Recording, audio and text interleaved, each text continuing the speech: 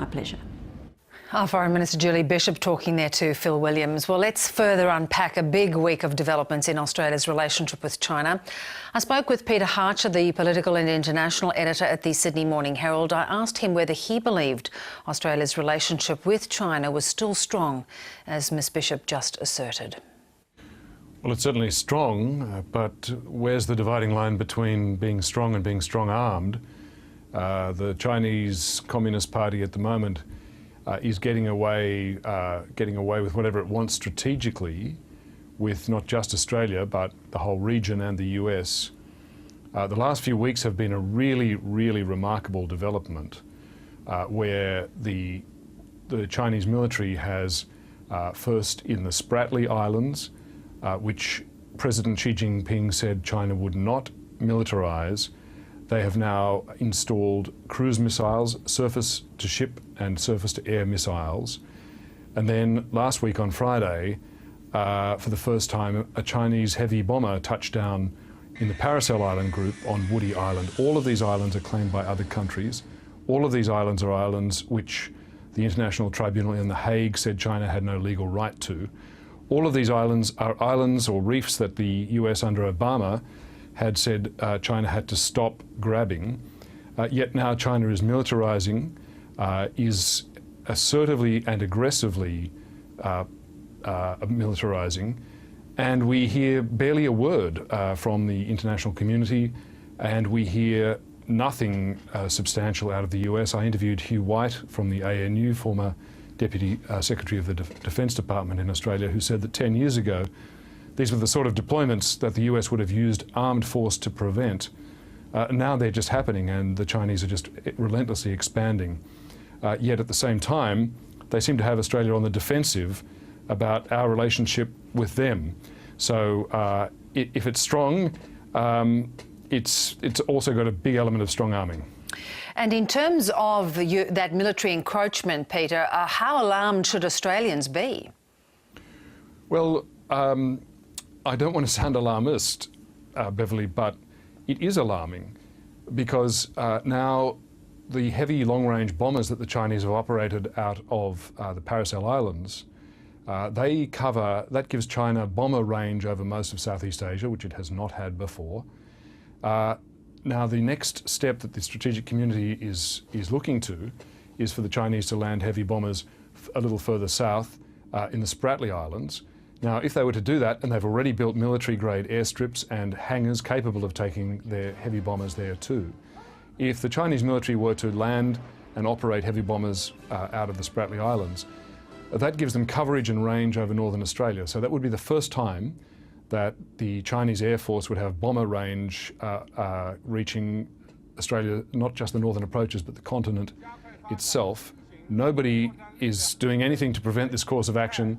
And in fact, the Trade Minister this week, Steve Ciobo, in interviews, would not even go so far as to agree with his Defence Minister that this was destabilising and troubling. How concerned are you by the fact that we don't seem to then be having a political debate in this country about this increased assertion by China?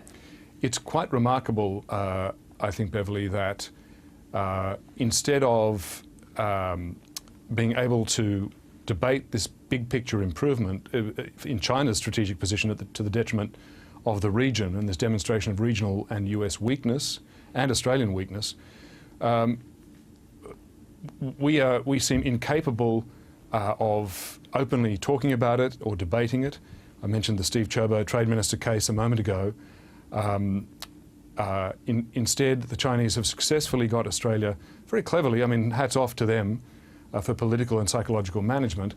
They've got Australia wringing our hands about whether we might have been mean to the Chinese and said something nasty, that Malcolm Turnbull might have been overstepping the mark in some of his rhetoric in explaining why his government was moving to implement a foreign interference bill to prevent China and other countries using covert influence to subvert our democratic practices.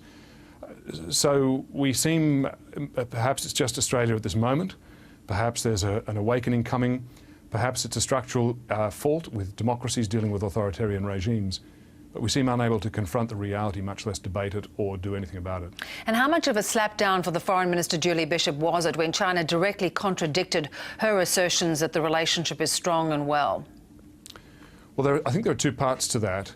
The first part to it is that Julie Bishop felt the need to have the meeting with her Chinese counterpart and come out of it over-claiming about how wonderful, rosy, healthy and warm the personal relationship as well as the national relationship is, without being able to apparently confront the reality that the Chinese are taking a very hard, expansionist, territorial